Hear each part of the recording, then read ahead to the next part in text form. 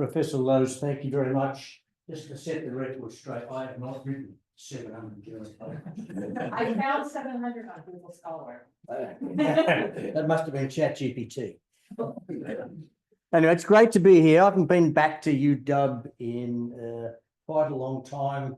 Professor Lowe's indicated that I've known her and Professor Berman a long time, and that's the case. So 25 plus years in both cases. So I'm grateful for the invitation and look forward to talking with you today about a rapidly emerging topic as we look to deploy advanced nuclear reactors in the United States, and that's what we're calling risk-informed, performance-based seismic design.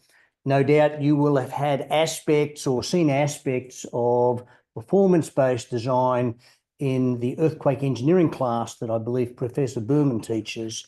So we'll aim to build on that. So, IT permitting, let me move on and talk a little about what I'm going to talk about for the next hour. If I'm allowed to talk for 3 hours, I'll get through the material in the outline from in the dark color all the way through to the gray. But we'll talk about next generation nuclear energy because I think it will impact you and your professional practices. Talk a little about risk-informed, performance-based seismic design in non-nuclear space, and then pivot to nuclear space. And I'm going to focus today on applications to conventional or non-seismically isolated construction. Time permitting, I have some slides that talk a little to the breadth of the work of my PhD students, and of them I am proud of the lot. They work in different topics or on different topics, a lot of it related to nuclear energy, a lot of it interdisciplinary, engaging directly with nuclear engineers at MIT, mechanical engineers, and similar. But we'll focus on the first 4 items here, at least in the next 45 minutes. So as we talk about what is next for nuclear energy in the United States, perhaps I'll pause here and ask the students in the audience, are there any nuclear facilities in the state of Washington? Whereabouts? Pardon? Hanford. Yeah, the Hanford site, or just on the other side of the river, the Columbia River generating station. That actually is the planned location for a large build of high temperature gas reactors produced by X-Energy for AWS and Energy Northwest. So nuclear energy is returning to the state of Washington in the form of high temperature gas reactors, probably beginning in the late 2020s into the 2030s.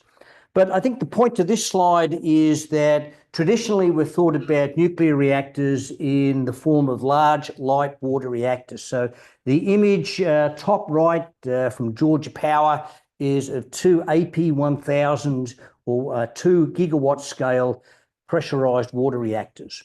And most in the public would look at this image and say, well, gee whiz, those 2 very large structures are the nuclear reactors, and that's radioactive material coming out of the top of the reactor. Well, that's a cooling tower, or the cooling towers. And what's coming out of the top of the cooling towers is mist, water vapor, nothing more. And the reactors are the 2 white structures, cylindrical structures, in about the middle of the slide. So they're relatively small. They are compact civil engineering structures, relatively small civil engineering structures.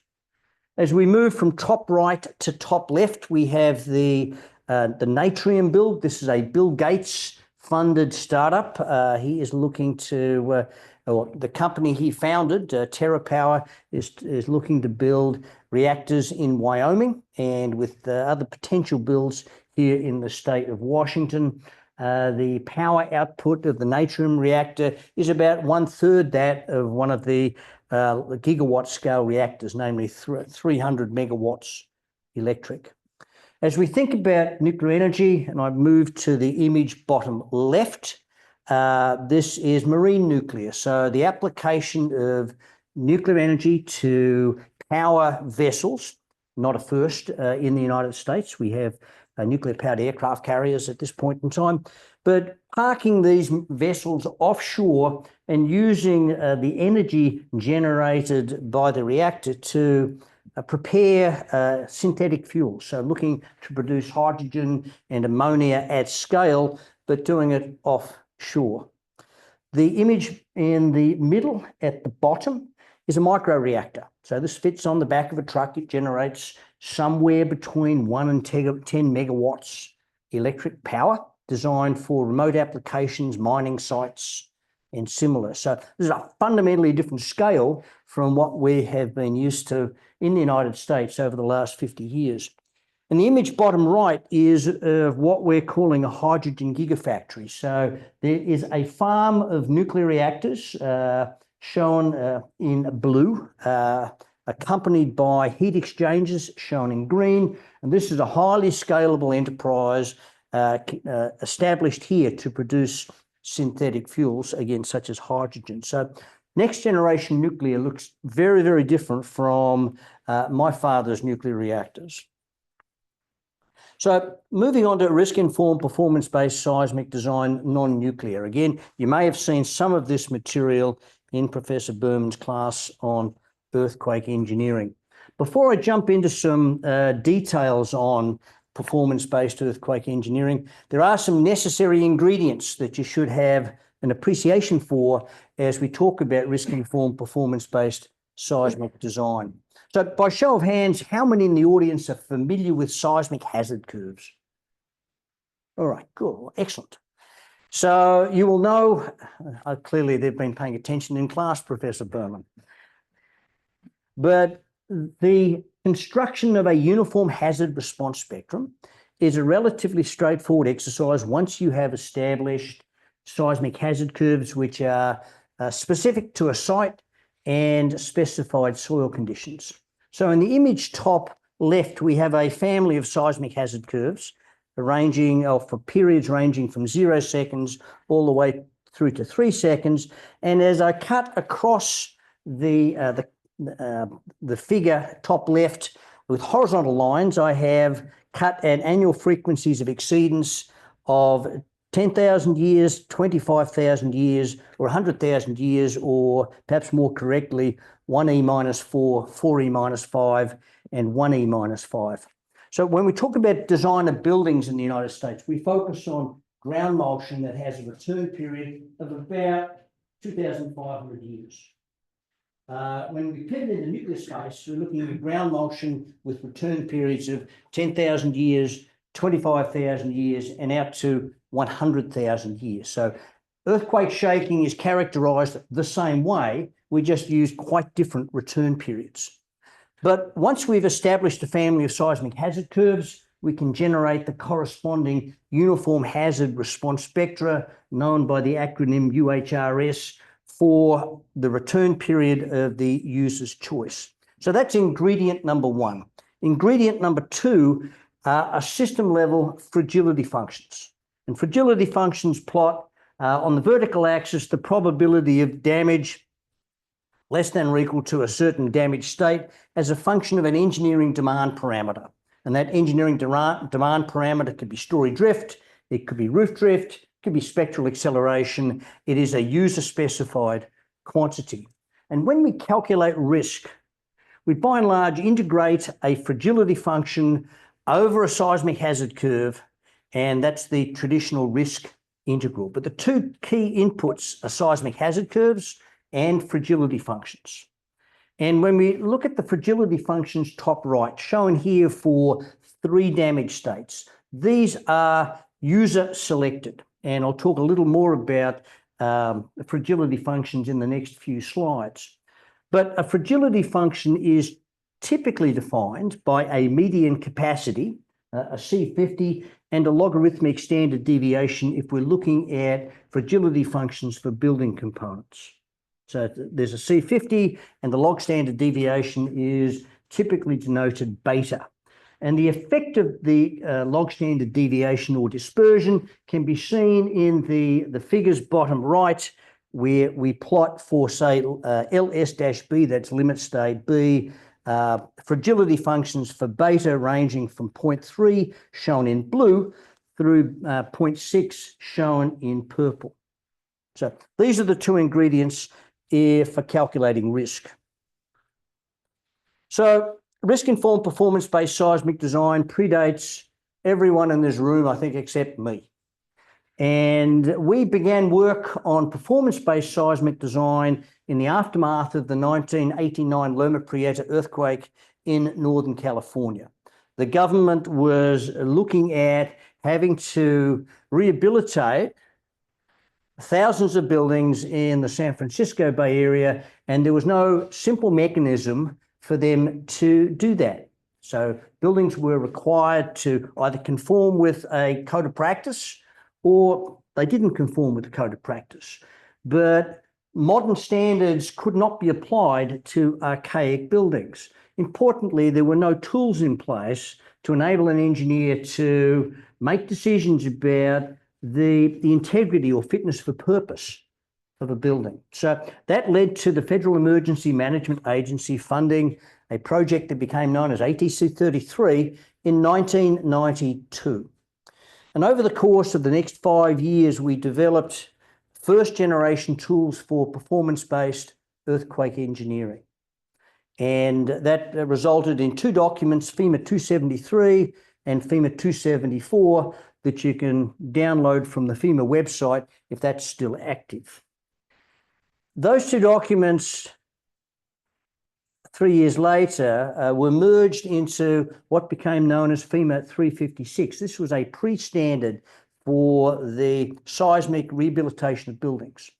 Now, it's important to note here that when we wrote these first generation tools, we look backwards 50 years. We said, if we're obliged to assess a building, say, built in the 1920s with non-conforming seismic details, be they steel or reinforced concrete, we needed to be able to assess the performance of such a building to a certain level of earthquake shaking, user specified.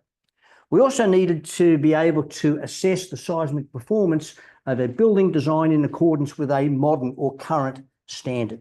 So we talk here about the seismic rehabilitation of buildings. We're looking at buildings spanning back to the early 1900s all the way through to the modern era. So the title was a little bit misleading, but given that the money had been appropriated on the basis of rehabilitating existing construction, we used the words seismic rehabilitation. Anyway, the FEMA 356 pre-standard became ASCE 41 in 2006, and it's been reissued on a number of occasions since, the most recent version being published in 2023. So there's a rich history for performance-based seismic design in the United States for non-nuclear structures. The figure bottom left, if you can see it, it's Joe's Bar and Grill. This is a famous establishment in the San Francisco Bay Area. And we used this image to cartoon different performance levels. In codes and standards prior to the early 1990s, we talked as code writers about something called life safety. And it meant different things to different people. So in terms of engineering assessment, life safety is great, but it didn't mean anything. I think people understood what collapse was. Collapse is collapse, life safety. It depends on the occupancy. If you're in a building of 5,000 people and the earth shakes and 5 people die, is that significant loss of life? 5 out of 5,000, you say no. If you happen to be one of the 5, you'd say probably yes. And therein lay some of the challenges we faced with traditional code-based approaches. But we focused on life safety through to really the early to mid 1990s. And life safety was damage to the building sufficient to perhaps require demolition, but the goal was to prevent substantial loss of life. And these were words used in a document known as the Blue Book, published by the Structural Engineers Association of California in 1959. So preventing substantial loss of life was the goal of this life safety performance level. Collapse prevention, we understood what collapse was, at least we thought we did. Operational, where the lights stay on, we understood that. And then we had something in the middle, immediate occupancy, which meant you could re-enter the building, you could safely stay there, you could shelter in place, but the building might have suffered some damage. Perhaps the utilities weren't functioning, but it was a damaged state between operational and life safety. Again, first generation of tools for performance-based earthquake engineering. Then we pivot to second generation tools for performance-based earthquake engineering, published as FEMA P58 in 2012. We started work on FEMA P58 in 2001. It took us a decade. And this work really flowed from our work in the 90s on the first generation of tools. But when we wrote these tools, we knew we were talking with other structural engineers. So Mr. Zimmerman in the audience is one of our country's best structural engineers, and I can have a conversation with him about plastic head rotations, story drifts, floor accelerations and the like, and that would be a great discussion. But if I'm sitting in a room of architects and others, they're not going to have a clue what we're talking about. So we realised when we wrote FEMA 273 and 274 that we were speaking the language of engineers, which is great. But it's of no use to insurers, planners, and the like who speak a very, very different language. So in 2001, we started work on second generation of tools for performance-based earthquake engineering. And the goal was to start to infuse risk and measures of risk into our calculations. So we moved away from performance levels and we adopted three measures of risk, and they were affectionately known as deaths, dollars, and downtime. And because they were measures of risk that were used by insurers, building owners, regulators, and the like, so we started speaking a very different language. So the dollars were all about how much is it going to cost to repair my building if it suffers a certain amount of damage. And the downtime question was, how long will I be out of my building if the ground shakes and the building suffers a certain level of damage as a result? And the deaths, I think that's somewhat self-explanatory. But we added in 2012 the risk component to risk-informed performance-based design. So we've evolved this over the course of really about 30 years. All right, so this is a busy slide and I don't want you to try and unpack it all. But the point here is to make it perhaps clear to all that performance-based design, we like to think that it started in non-nuclear space. Well, that's not exactly true. Work on performance-based design in nuclear space began in the late 1970s and early 1980s with work at the Lawrence Livermore National Lab. Early work on performance-based design. It wasn't called performance-based design, but it has a lot of the ingredients that we use today in performance-based earthquake engineering.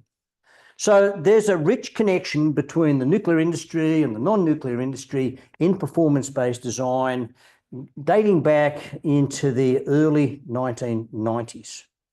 So we have standards, the nuclear standard ASCE 43 that's in the process of being updated. And it deals with seismic design criteria for components in nuclear facilities. And we have target performance goals or performance statements in that document, not necessarily well characterized. And on the right, we have the non-nuclear standard ASCE 41 and its predecessor documents, FEMA 273 and FEMA 274, that date back into the last millennium. So the two key takeaways from this slide, or perhaps three key takeaways, are in the dashed red box, top left, we have something called a target performance goal, where you, as an engineer, you specify the mean annual frequency of achieving a certain limit state. You pick the target performance goal, you pick the limit state. As a frame of reference, limit states for buildings risk category 2 in ASCE 7, The limit state is incipient collapse or collapse prevention, and the target performance goal is 2 times 10 to the minus 4, or the reciprocal of 5,000. So that's what we have in building space. In nuclear space, we have something called seismic design categories, which are different from the seismic design categories in ASCE 7, and principally seismic design categories 3, 4, and 5. These are assigned by a standard, the American Nuclear Society standards, that invoke seismic probabilistic risk assessment to establish a seismic design category and a target performance goal. So for each seismic design category, we have a target performance goal. Those target performance goals range between 1 times 10 to the minus 4 for seismic design category 3, all the way through to 10 to the minus 5, or 1 divided by 100,000 for seismic design category 5. So target performance goal, they're important, known by the acronym TPG, and the corresponding annual frequency of exceedance. If I move now to the bottom left-hand portion of the slide, this is a table taken from ASCE 4319, and it talks about deformation and damage as described by limit state. And so we have limit states A through D. Limit state A is large permanent distortion short of collapse. What short of collapse is not abundantly clear to me, but we'll just call this incipient collapse. This is our performance marker that we have in ASCE 7. All the way through to essentially elastic behavior, which I think is self-explanatory. The blue and green arrows here are mappings to ASCE 7. So limit state A would map to collapse prevention in ASCE 7, and the green arrow maps, which is limit state B, moderate permanent distortion. Again, fluffy words that probably would not stand up in a court of law. That indirectly maps to life safety. So we have 2 of the performance levels measured at the building level from ASCE 7 in ASCE 43. So with that background information, let me move on and talk a little about risk-informed performance-based design in nuclear space. Again, building on work that was done a long time ago now. So 6 months ago, as we started a discussion with the American Nuclear Society and the American Society for Mechanical Engineers on risk-informed performance-based seismic design, we said, well, where are we? What can we do now? We looked at the performance statements that we have in ASCE 4305 and ASCE 4319. And these are documents that are referenced by the US Nuclear Regulatory Commission and the Code of Federal Regulations. But there's an expectation that to meet the goals, the risk goals of ASCE 43, we have a 1% probability of exceedance of a limit state at design basis shaking, also known as characterized by a design response spectrum, and a 10% probability of exceeding that limit state for a 150% design basis shaking. There's a history to this that would take about half an hour to explain, so just take my word for it. But we said 6 months ago, what process could we deploy to enable an engineer to achieve a target performance goal, one of those seismic design categories, with high reliability? So you pick the limit state, you pick the target performance goal. What process do we invoke to get there? Well, the process, as we thought it through 6 months ago, really involved the steps that are shown here or identified in the bullets, namely use seismic hazard curves for the site and soil type, generate a uniform hazard response spectrum at the target performance goal. So again, your target performance goal is 4 times 10 to the minus 5, seismic design category 4, then you generate a uniform hazard response spectrum for that annual frequency of exceedance, or 25,000 years in this particular example. You then select a limit state of response. So if you're a nuclear structure, you want it essentially elastic. Are you prepared to accept significant damage? Traditional nuclear practice, large light water reactors, says no damage is acceptable, in part because the structure was by and large intended to provide some level of containment of radionuclides. No longer the case with next generation reactors that use different types of fuels, many of which operate at near atmospheric pressure. So you pick the limit state of response, you pick the target performance goal. Then the question is, I have my seismic hazard curves. How do I generate a building level fragility function? And I need the fragility function and the seismic hazard curves to calculate the risk. So we made an executive decision to continue using log normal distributions for fragility functions, again, defined by a median capacity and a log standard deviation or a dispersion. We knew the value was going to land somewhere between 0.3 and 0.6 based on work done previously. So the proposal we offered up was to generate a design response spectrum at what we described as the 1 percentile, and that's the 1% probability of exceedance at design shaking. And the inputs to the calculation of that DRS, as you'll see in a minute, is the seismic, a uniform hazard spectrum at the target performance goal, a dispersion for your fragility function, and as we'll see in a minute, a slope on a seismic hazard curve. So we develop a design based on the 1 percentile at design basis shaking, and then we amplify or scale the ground motions by a factor of 1.5, execute nonlinear dynamic analysis and demonstrate that for 10 out of the 11 simulations that you achieve the specified level of performance.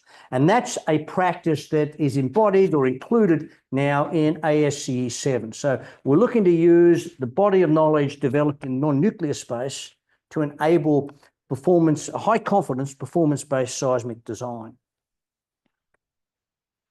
So there's one chap that deserves special mention, and I'm a Berkeley graduate, so it pains me to give a lot of credit to Stanford, but we'll give credit where credit is due.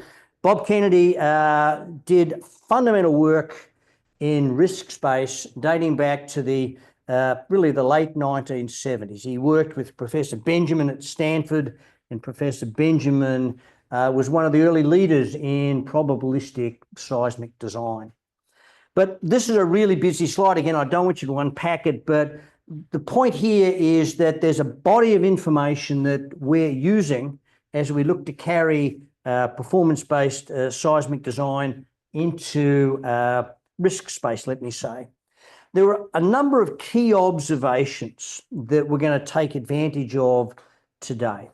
One was made by Professor Alan Cornell in looking at seismic hazard curves in a log-log space.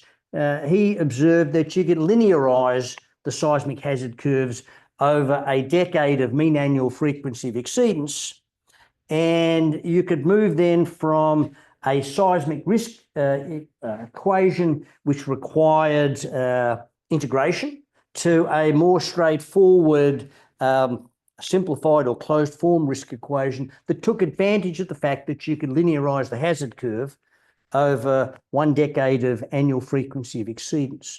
So what I'm going to present to you next is really, I'm standing on the shoulders of Dr. Kennedy. But if you have knowledge of the fragility function, the dispersion, and if you understand the slope on the hazard curve, you can make the risk calculation in a very straightforward manner. So what was our simple pathway to deployment? I can establish the ordinates of a design response spectrum, the DRS, with that horrible looking equation, top left of the slide. So I can establish a DRS. Again, I'm looking to ensure that the exceedance probability for the chosen limit state at the DRS is 1% or less. And I can do this by establishing a uniform hazard response spectrum at my target performance goal. And then there's a term, the exponential of the term in parentheses. There are two terms here, or two variables. One is beta, that is the log standard deviation on the fragility function, and A sub r is the slope on the hazard curve. And my goal here is at the end of this presentation to make a case that I can replace that term in the red dashed box with a scale factor, just to avoid an engineer having to calculate his or her own dispersions for their framing system of choice and to have to pay a lot of attention to slope on hazard curves. And you can judge later whether or not we've made the case. So we have the design response spectrum, which is used as the basis for the seismic design. And then we have an assessment response spectrum in which we generate ground motions consistent with that assessment level response spectrum, perform nonlinear dynamic analysis of the structure, and demonstrate that we're achieving the desired performance. So again, the goal here is, can we establish a scale factor on the uniform hazard response spectrum at the target performance goal in lieu of having to make the calculations shown in that red dashed box upper right? And that's what we'll talk about next. So as I look to characterize beta, I need to understand the dispersion in response from variable inputs, let me say. So again, I'm going to unpack this into limit state D, which is elastic response, and limit states A, B, and C, which deal with inelastic action. And we looked at two strategies for characterizing the dispersions in response. For limit state D, elastic response, we focused on shear at the base of these reinforced concrete nuclear structures. That was our marker for design. And for inelastic response, we focused on deformation, essentially global deformation in the nuclear structure. And we looked at two different approaches. One is a very traditional approach in nuclear engineering, and it's what they call decomposition-based sensitivity analysis. Separation of variables is another description used, where you try and unpack the variability in, say, the drift response or the base shear response as a function of the time series that you use as the seismic inputs, the horizontal directionality, or what we just call max-min scaling, the effects of damping and a range of damping, looking at the effects of structural frequency, recognizing that when we determine or we model, say, a reinforced concrete shear wall, we make some decisions about how stiff is it. Well, the stiffness could vary easily by a factor of 3. So somehow we have to include that dispersion in our computation of the dispersion in structural demand. And then last but not least, we have something that's described as model fidelity. A better word could have been chosen, but this is really a measure of how good do you think your engineering models are. So the first 4 of the variables here we characterized explicitly. The 5th was engineering judgment. So that was approach number 1. Approach number 2, the more rigorous approach, was a Monte Carlo-based sensitivity analysis. And we randomly sample all of the inputs simultaneously and run lots of simulations, tens of thousands of simulations, to establish dispersions. So I'm going to present today just the Monte Carlo-based calculations and a very small subset of them. So that was elastic response, and we did something similar for limit states A, B, and C for inelastic response, except now we had more variables to work with. We also recognized that the variables of, say, damping and stiffness and post-yield hardening or hardening stiffness, they aren't dependent, they're not independent, they are dependent. So in this case, the Monte Carlo-based approach was considered rigorous, and we ran the decomposition-based sensitivity analysis just to check that our numbers were in the appropriate ballpark. So to establish the dispersions in response, we looked at 3 archetype reactor buildings. The one top left is a high temperature gas reactor, similar to what might be built at Energy Northwest. The one bottom left is a horizontally configured gas reactor. Basic design comes out of MIT. And the other is a molten chloride fast reactor. This was being developed by TerraPower, the Bill Gates funded startup. So 3 fundamentally different buildings. You might say, well, they're all similar and they have perimeter shear walls, but nuclear structures are designed for wind-borne missiles, such as those launched by tornadoes and hurricanes. So by and large, you will place a reinforced concrete wall around the perimeter of every nuclear structure. So we worked with nuclear structures for our archetype buildings. We then looked at 4 sites of these 3 buildings, and we looked at sites in the west and the east. We looked at, in the west, the Diablo Canyon Nuclear Generating Station in Southern California. We looked at the Idaho National Lab, obviously up in the state of Idaho, the Los Alamos National Lab, which is home to a number of nuclear facilities, and the East Tennessee Technology Park, ETTP, where Kairos Power is building their molten fluoride reactor at this point in time. So a range of sites, a range of spectral shapes. We wanted to make sure that our results were not biased one way or the other in terms of dispersions by a choice of spectral shape. So through the Monte Carlo simulations, we looked first at limit state D, and there's a lot of information here. Again, don't try and unpack it, but we looked at distributions of the input variables that I described previously. And then we looked at the distribution of the structural response variables. Shown here are results for base shear. We have results for roof accelerations, roof drift, and the like. They are by and large consistent with what we see in the way of dispersions for base shear. But for the Monte Carlo based dispersions, for this particular example, the high temperature gas reactor building at the site in East Tennessee, limit state D, we compute a beta or a dispersion of 0.24. And then to that 0.24, we add a factor for a dispersion for what we call model fidelity. And then the final term here, the beta sub C, that is a capacity characterization. So when we establish capacity of, say, a reinforced concrete shear wall, we have a code-based equation to do that. Is that equation right? No. Is it approximately correct? Yes. But there's a dispersion in capacity. So here the beta sub C is the dispersion attached to capacity. So we follow a traditional approach and we take the square root, sum of the squares of the dispersions, and we compute a log standard deviation for limit state D of about 0.3. So we then went through this exercise for all 3 archetype buildings, all 4 sites, and you see here the results in green. They are remarkably close to 0.3. All sites, all buildings.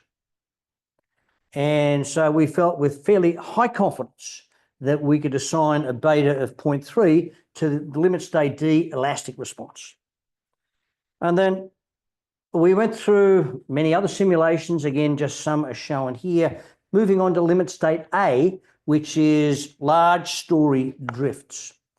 And again, using Monte Carlo simulations, we built for the simulations shown here 300 backbone curves for the reinforced concrete shear walls, all attached to dispersions in initial stiffness, post-yield stiffness, and final strength. And that's cartooned by the image bottom left. So we went through these Monte Carlo simulations for the different buildings at the different sites for limit states A, B, and C. And we focused here on essentially drift response, that being the best measure of damage we felt for the reinforced concrete shear walls, and followed the same process that I described just a few moments ago. And we landed at a beta of about 0.5 for limit state A. So this is large deformations, limit state A, beta of 0.5. Smaller deformations, elastic response, limit state D, 0.3. And we ran some sample calculations in the middle for limit states B and C, and they landed between the 0.3 and the 0.5. So now we felt we had a reasonable handle on the range of dispersions for the 4 limit states. So that's ingredient number 1 to our risk calculation. And ingredient number 2 was slopes on hazard curves. So we looked at 24 sites of nuclear facilities across the United States. We didn't discriminate west versus east. We have 12 of each, although most of the nuclear facilities in the United States at this point in time are in the eastern US. And so we looked at characterizing slopes on hazard curves.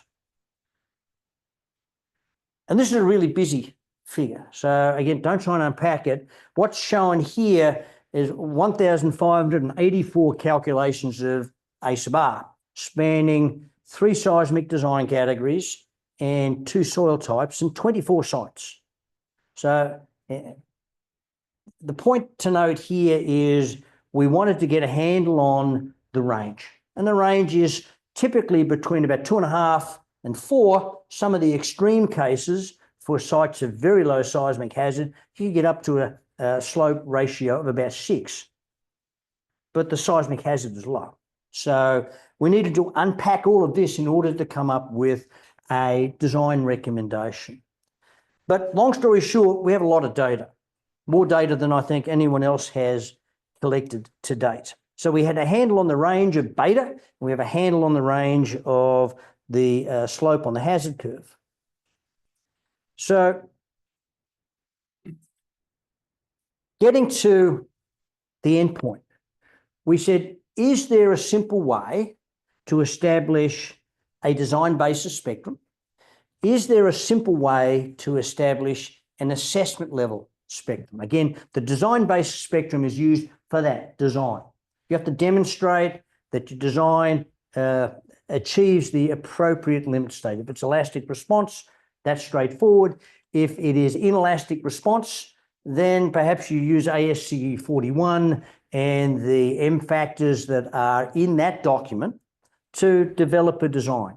Once you have a design based on design basis shaking, you then assess that design for shaking consistent with a spectrum with ordinates that are 150% of the design basis spectrum. So I'll let you try and unpack all of this data. There are lots of data points here. The images are in the top row, design scale factors and assessment scale factors for the Western United States, the 12 sites. And so we have in each of these figures about 4,000 data points for 12 sites, 2 soil types, 3 seismic design categories, 11 periods, and 5 dispersions. And in the bottom 2 images, we have information for the central and eastern United States. The takeaway here is that if you choose a scale factor of about 0.55 for the design scale factor, you'll see that that encompasses most sites in the United States. Importantly, the range on that scale factor, if I look at plus and minus 1 sigma, the minus 1 sigma, the scale factor is 0.44. The plus 1 sigma is 0.55, and that's in the Western United States. When I move to the Eastern United States, the range is 0.42 to 0.52. When I get to the assessment scale factor, again, I've got a range of about 0.71 to 0.8 in the Western United States, 0.68 to 0.75 in the Eastern United States.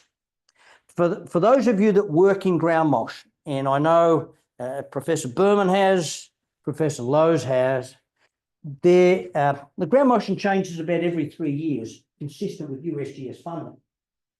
And it bounces around plus minus 10, 15% every assessment. It just is what it is.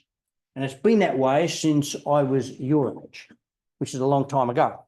But the point here is we can try and fine-tune a calculation process, or we can recognise that there's uncertainty in the computations and make some engineering judgments. So on the basis of all of this information, we are landing as follows. So we believe we can replace much of the calculation process that we'd planned 6 months ago, where one would have been obliged to establish dispersions which would have required a knowledgeable engineer to spend probably a couple of months taking an archetype building, looking at different sites, establishing dispersions in a response. We think we bracketed 0.3 to 0.5. And then you need to work with the geotechnical engineer to figure out what the slopes on the hazard curves are and where you'd like to place this particular structure and which hazard curve do you use. Is it attached to 5 hertz, 3 hertz? You don't know the period of your structure that well. And what we showed was that over a pretty tight range of scale factor, we embraced a beta of 0.3 to a beta of 0.5 and slopes on the hazard curve from about 2 to 6. So long story short, it didn't really matter. So what we are going to propose is that one, generate a design response spectrum using a scale factor not of 0.5 as the text indicates, but rather 0.55. So you generate a uniform hazard response spectrum at your target performance goal, and you multiply the ordinance by 0.55 to establish a design basis spectrum. To generate the assessment response spectrum, you take the design response spectrum and you scale the values up by a factor of 1.5. And you then execute your assessment using that so-derived assessment response spectrum. So the purpose here was to try and simplify a process to the degree possible. We think we've done it. But this will enable risk-informed, performance-based seismic design of nuclear facilities, which will be a first on the planet. And I'm really happy that ASCE is the first of the standards development organisations to actually get this done. So I think we have a good handle on how to execute risk-informed, performance-based seismic design. We stand here on the shoulders of work of folks like Alan Cornell and Bob Kennedy and their work in the 1970s and 1980s. We take full advantage of the work done in the early 90s on FEMA 273 and FEMA 274, and more recent work done to advance those PBD procedures in ASCE 41. So for those of you that take a class in earthquake engineering and have the opportunity to take a look at ASCE 41, it's certainly become more complicated with the passing of the years. I'm not sure that makes it any better or any worse, but there is a well-defined process to characterize the performance of a building. And at the end of the day, a reinforced concrete nuclear structure, such as those 3 that I showed you a little earlier, they're just buildings, nothing more, nothing less. So with that, the chap that did 95% of the analysis work I presented today in just a couple of months, Sharath Parsi, he's a research assistant professor at UB, a colleague, Brian McDonald, at Exponent in Southern California, 3 other PhD students, Faizan Mir, Kavli Lal, and Ching Yo, colleagues at Southern Company, SGH, I think some in the audience will know Ron Hamburger, Fred Grant, Mohammed Talat, and Ben Cosbab. They have been key players in performance-based design of nuclear structures for a couple of decades. And my colleague, Jack Maley at UC Berkeley, and my past friends and colleagues, Alan Cornell and Bob Kennedy. So thank you. I don't think I went over, Professor Lowe's, and I'll be happy to take some questions.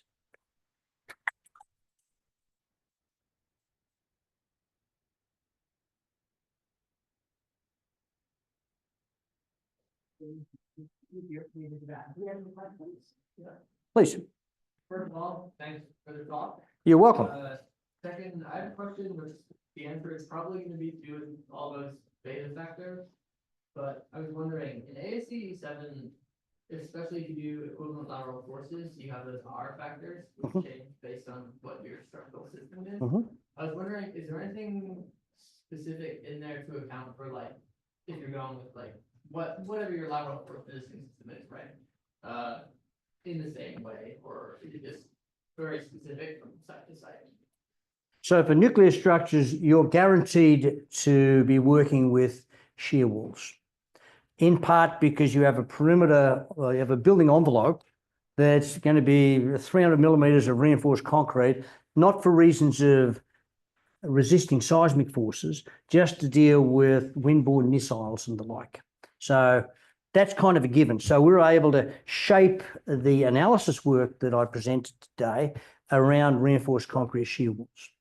So if you were to come up with a design that somehow did not require attention being paid to windborne missiles, then perhaps you'd pivot to concrete moment frames or precast concrete elements. But so R factors, as you point out, if you go back and look at the history of R factors, and there's a report ATC 19 that traces the history, started out with 4 seismic framing systems in the SEOC Blue Book in 1958. And I think there are about 150 framing systems nowadays. So they've grown exponentially. But the R factors are system level modifiers for seismic forces, tangentially related to what we've done here. You're welcome. Please. So the assumption that they're concrete structures, I guess, comes with a certain level of scale of the nuclear production. We talked about megawatt systems up to gigawatt systems. So with, the truck size nuclear production, those aren't necessarily require a building dedicated to just their function. They could be a larger building that just happens to have a nuclear producer in them, or is that not common enough? It depends on the microreactor. So good question. These reactors will have to be shielded. The cheapest shielding is going to be reinforced concrete. And so again, you're dealing with a stiff framing system. So unless you seismically isolate, and that's another talk altogether, you're dealing with stiff framing systems. So it's my opinion that the dispersions that we calculated for limit state D and limit state A, whether you're using steel shear walls as a framing system, reinforced concrete shear walls, precast elements, it'll be stiff. And so the calculations would still be appropriate. But again, the material at risk in a microreactor is measured in terms of possible radionuclide release is small by comparison with a gigawatt scale reactor. Mm-hmm. Both are much smaller than you might imagine, but the micro is obviously a lot smaller than the gigawatt scale reactors.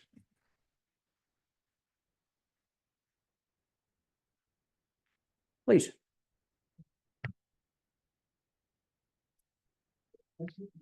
So coming into your presentation today, I have the perception that nuclear facilities are predominantly designed to be elastic and seismic events.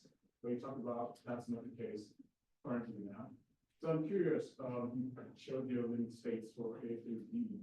I'm curious what determines the level of ductility you expect in your nuclear facilities, specifically thinking about like the non-structural components that these nuclear facilities accommodate.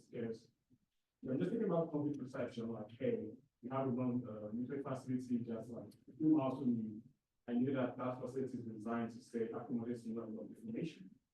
Could that potentially cause damage to some critical component in the nuclear facility, and how does that affect how you design those facilities to accommodate that non-linear response?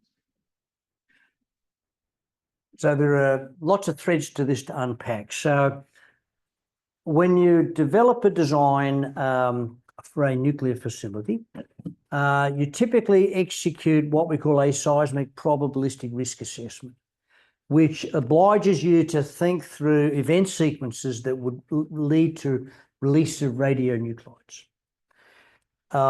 If I'm dealing with something like the Kairos power molten fluoride high temperature reactor, essentially the coolant it's a salt and fluoride, and the reactor operates at low pressure. So if the building structure is, say, the building envelope is damaged, is that going to affect the release of radionuclides, which is, at the end of the day, the measure of success? The answer is no.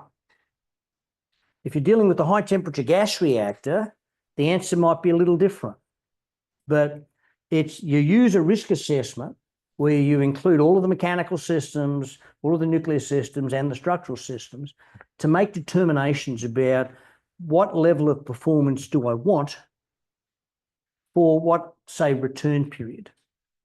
So again, you're not necessarily assigning the same target performance goal or annual frequency of exceedance to the structure and the reactor vessel.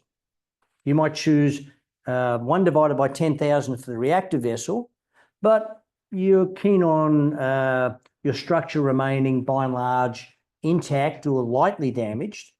So you might then say, I'm going to choose limit state C at 25,000 years. But that comes out of a seismic risk assessment. So this is all thought through fairly carefully. You're welcome. But I think the takeaway here is the thinking that we've had for 60 years about nuclear reactors. We're going to have to set that aside. There are lessons to be learned, don't get me wrong, but there's a pretty significant pivot needed to embrace these new technologies. And the nice thing is that in non-nuclear space, we've done a lot of that work. And the bit that I talked about today, the integration of the fragility function over a hazard curve, that's been around a long time. Just hasn't been applied to nuclear.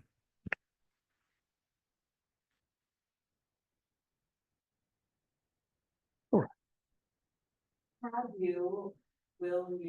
Has there been any thought given to applying this approach to existing facilities that have been designed and comparing the demands that are coming out of this to the demands that were used originally in terms of designing them?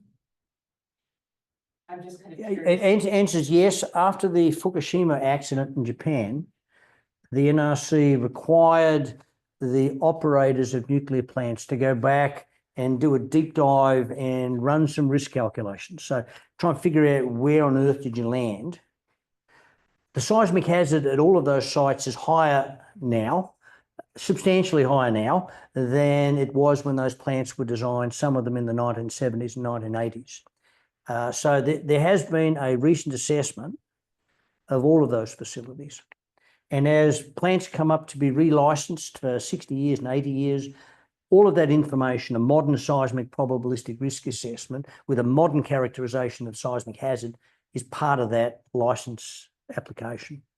So it's a pretty rigorous process. And all of those were designed to remain elastic. So the last thing that will be damaged in an earthquake will be those nuclear plants. Yes. This might be a far-off question, but given the developments of like nuclear fusion and like probably going to be a thing maybe between like 10 to like a century from now, do you think any responses will apply to building those in the far future? Fusion reactors, yes. So there's been some discussion with, say, Commonwealth Fusion in Boston and the like about how do you take technologies developed in fission space and apply them to fusion space. Your timeline of 100 years, you might be close. But guess what? It won't be my problem. That is part of Yeah. Look, fusion is being advanced, to be sure, but they are a long way from commercial fusion. And it's really important to invest in that space. It will pay off. It just may not pay off anytime soon. And that's not a reason not to invest in it. There's some excellent science being done and some good engineering. Please. Do you know if these practices have been applied on the international stage, specifically looking at the UK and Poland with their new reactors coming online in the near future? These have not been applied, no. These are by and large hot off the press. So the NRC saw this for the first time late last year. So it has to go through a process. We're going to hopefully include this in the merged standard of 4 and 43, and then it'll be passed to the NRC because at the end of the day, they'll have to embrace the process. But we hope to give them a cradle to grave approach to say, this is how you do it. So we give them basically something simple to accept, but the technical basis, which is more exhaustive than what you've seen, I think will provide them with the confidence that they need. Now, we have proposed two scale factors, 0.55 and 1.5 times 0.55. They're biased a little high. And if you really wanted to sharpen your pencil on a given site and you wanted to do a lot of nonlinear dynamic analysis to establish your own dispersions, we say knock yourself out.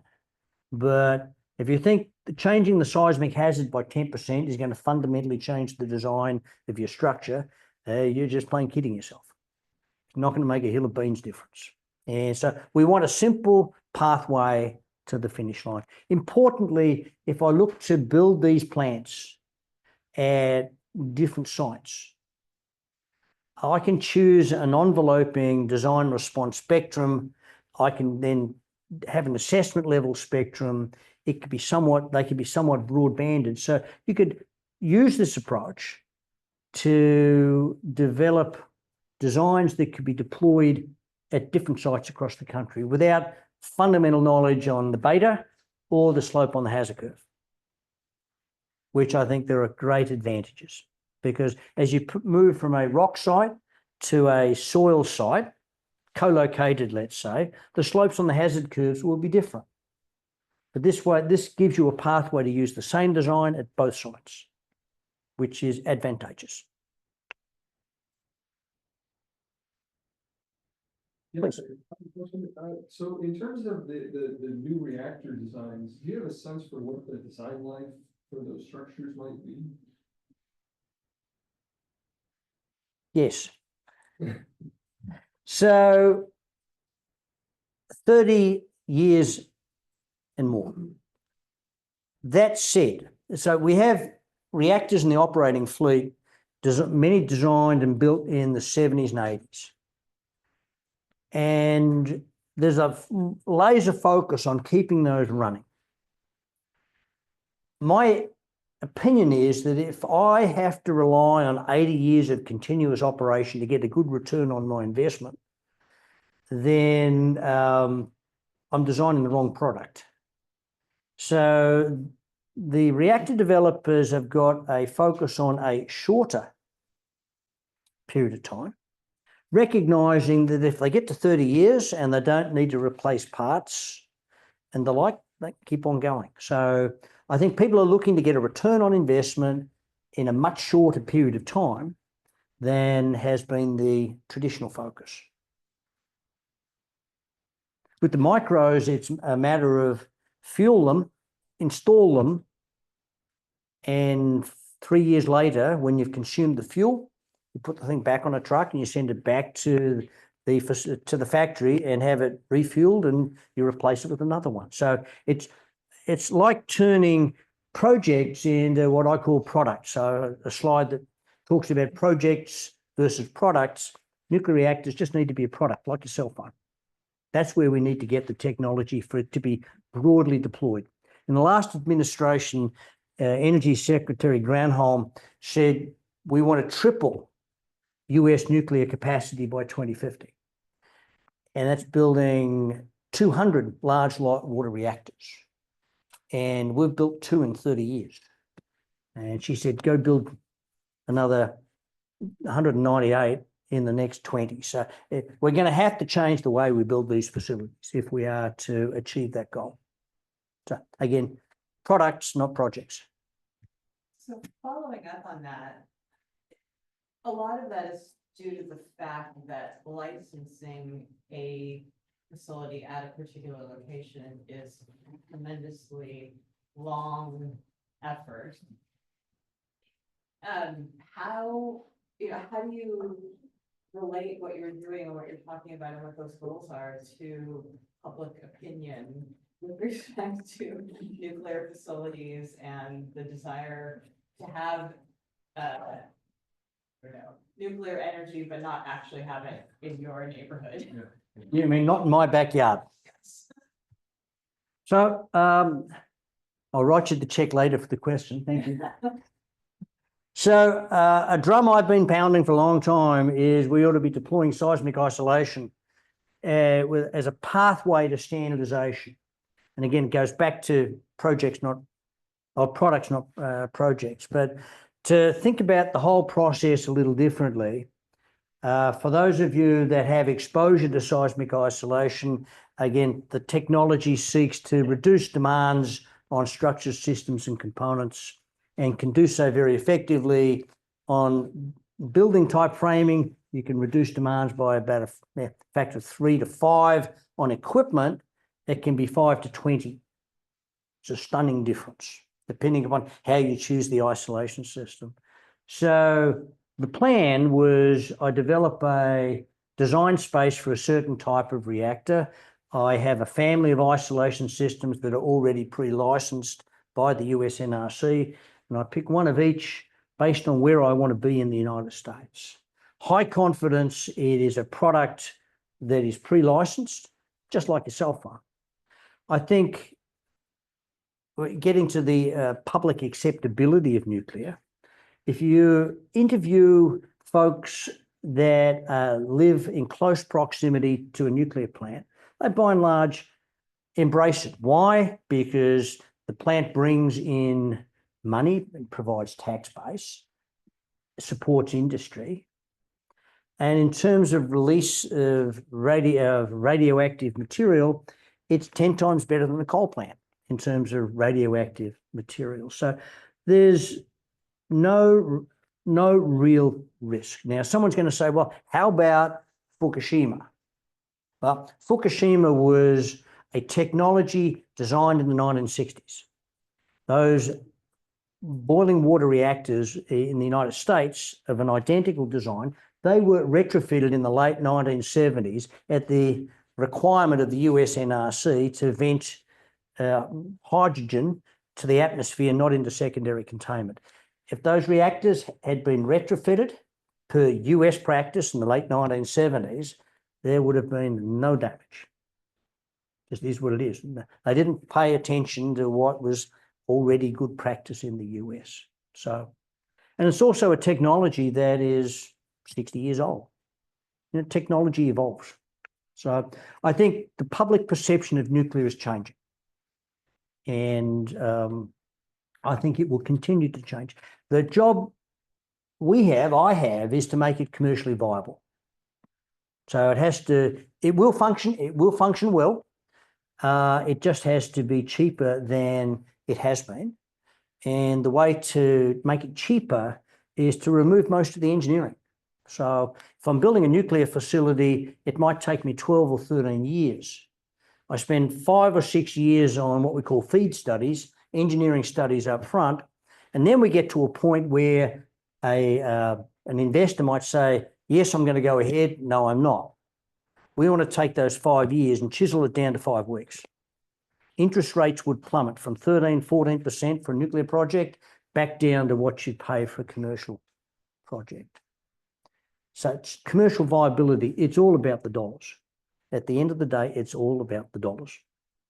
Please. So, sort of a follow-up on that, would there be a preferred project delivery type when it comes to constructing one of these nuclear power plants? Would there be a preferred one, basically? You're talking the different delivery mechanisms? Yeah. Gonna fit this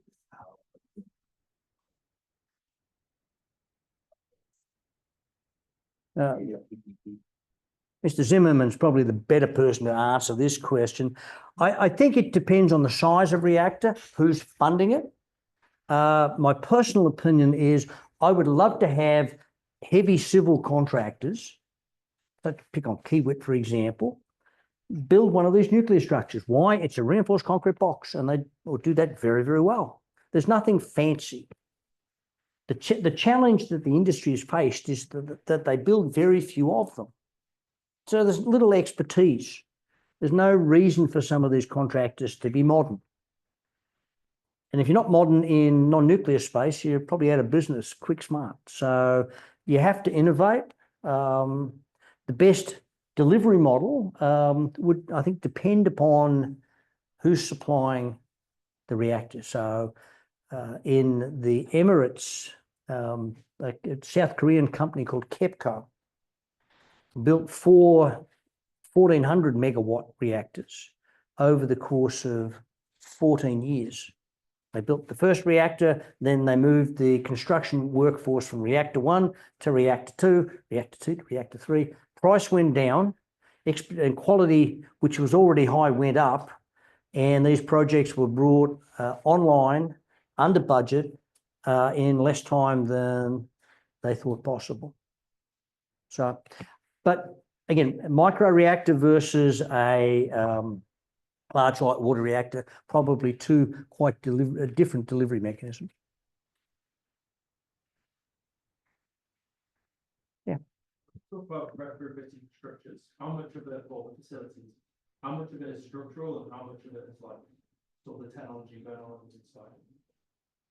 So at Plant Vogel, the cost of the civil structures represented about 55 to 58% of the total. So I spent $33 billion on 2 reactors. All of the construction delays were related to civil structures. Shame on us. And half of the cost was financing. Why interest rates were high, it took way too long. So we need to get the 55% back down to about 15%. That's where we need to be. And I think we can do it. Standardization is key.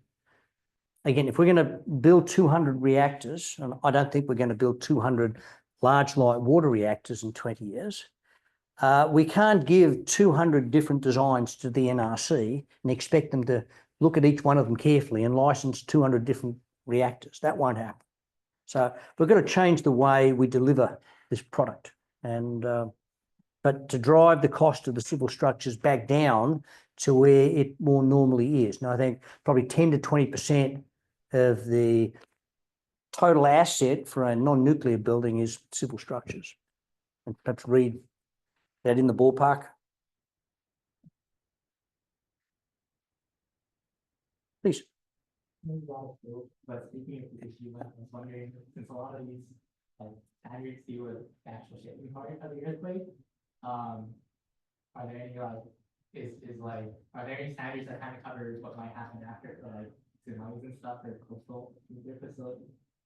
If that's the thing. Oh, so certainly after Fukushima, there was a laser focus of the effects of tsunamis and flooding on nuclear structures. Now, what was really quite interesting, if there's anything interesting about Fukushima Daiichi, was that back when that plant was designed, the plant was originally going to be sited on a very large, thick soil deposit on the coast or near the coast. And there was a decision made not to do the SSI analysis and excavate down to rock.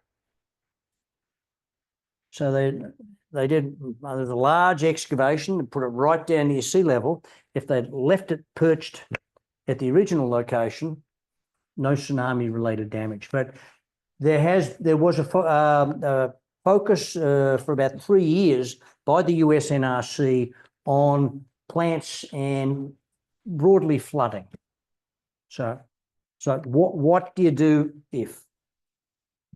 But again, at Fukushima Daiichi, they put the power supply, the diesel generators, on pads between the reactor vessel and the water. In retrospect, that was not a smart decision. If they put them up the hill behind the reactor vessel or the reactors, they would have had power. And we wouldn't have had the accident that we did. But lessons learned.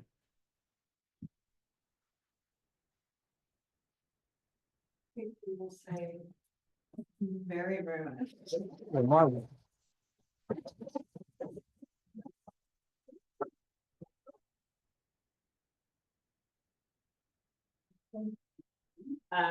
And thank you all for participating and Professor Whittaker might entertain a few more questions if somebody has a question and wants to